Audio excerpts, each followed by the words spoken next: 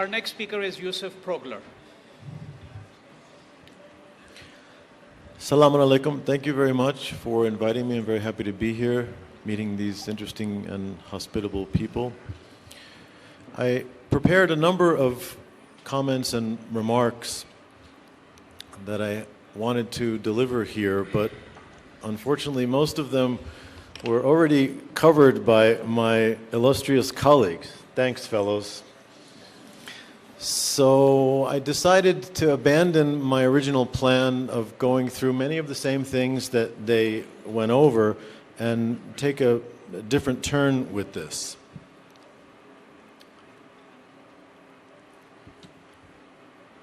An American tourist went to Mexico and encountered a young boy.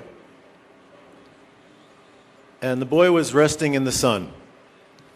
The man said, "Aren't you supposed to be in school?" The boy said, "Why go to school?" The tourist said, "To get an education." The boy said, "Why should I get an education?" The tourist said, "So that you can graduate high school." The boy said, "Why?" The man said, "To get into a good college." The boy said, "What for?" The tourist said, "So that you can get a good job with your college degree." The boy said, "Why?" "So that you can make money and save up for your retirement." The boy said, "What's retirement?" The tourist said, "That's a time in your life where you can enjoy yourself and relax." And the boy said, "I'm already doing that."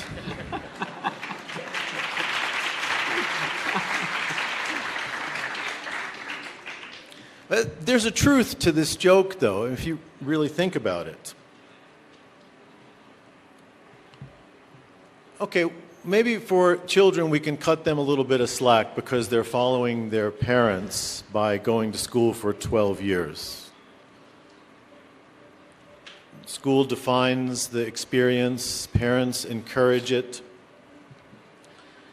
But beyond that institutional definition of our lives, we can ask the question that this boy asked of the tourist.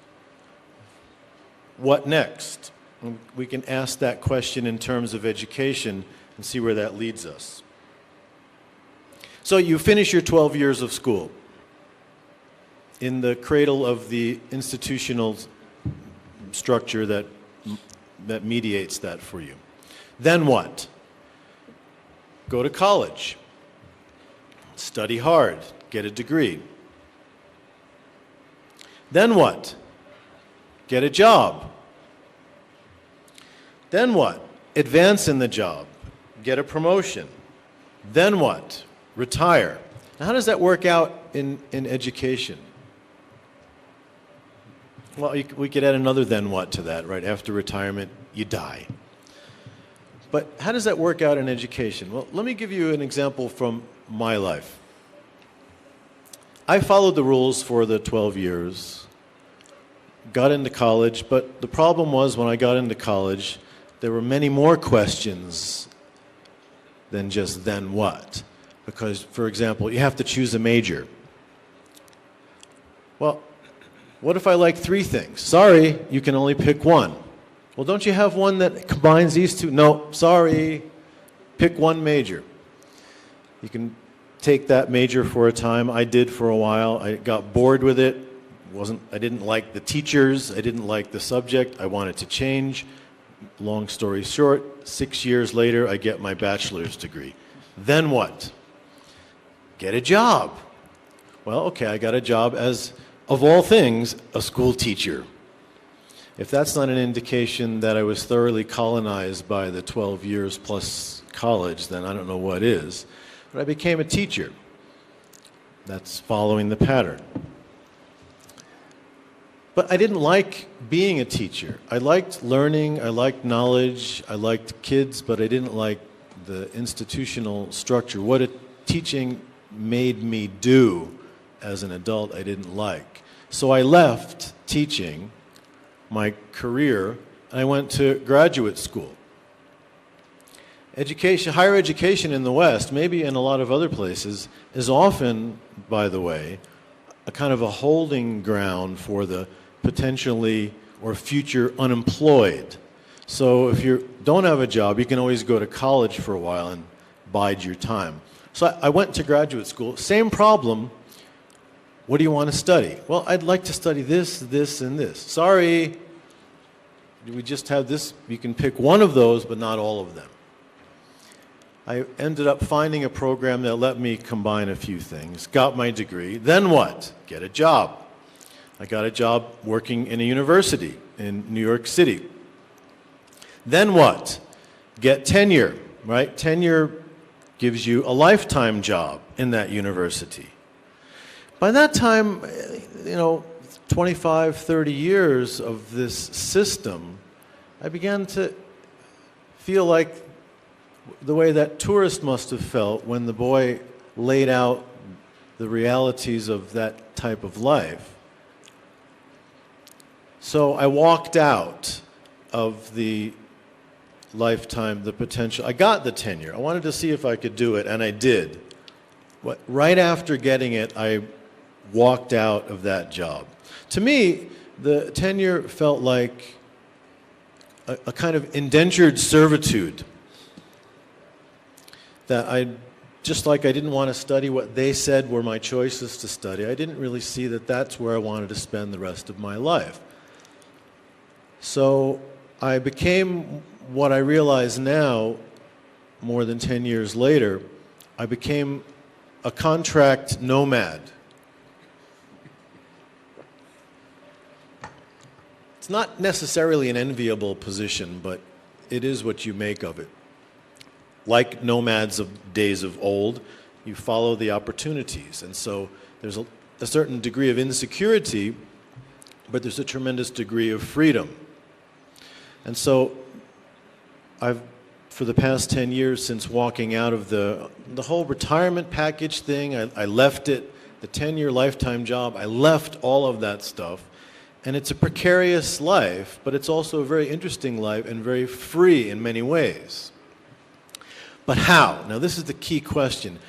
How can you end up with a life outside of the institutional life? And this overlaps what Dr. Mir Mohammadi was saying. It's really the question of what do you learn? What are you learning in schools and universities? You're learning a body of knowledge, a content of some sort that prepares you for a job so that you can make money, so that you can retire, so then you die?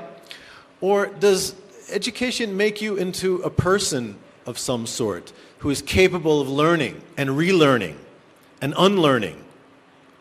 And so I've been able to survive outside of that whole system because I learned how to learn.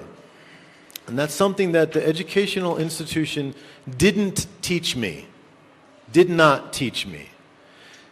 It came from my own inquisitive nature, asking questions. Well, why do I have to study those three things? Can't I combine them together? What about this one?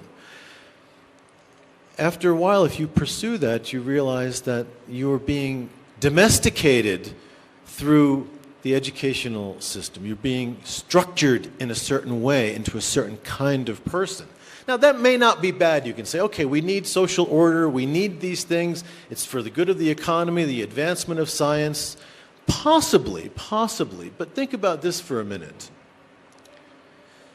In order for the system to function the way that it functions now, that is, creating a few highly successful people, whether it's successful in monetary ways or successful in knowledge ways, the educational system in most places in the world creates a class of walking wounded. That is, those who have been failed by the system. We like to say that they failed, right? Well, you didn't get good grades, you're a loser.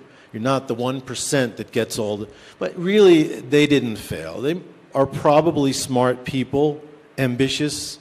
They were failed by the system who says only 1%, only 5%, only 10% can truly get the rewards that this 12 years plus 4 years plus etc. years has to offer. The rest of you, tough luck, too bad. Whose fault is it? Macaulay said, blame yourself. It's your own fault for being a loser. Don't look at the system, don't look at us, don't look at the university, don't look at the colonial legacy of all of this. It's your own individual fault. You failed. See, that person did well. So the system itself is set up to create an entire class of walking wounded. Now, what happens with this?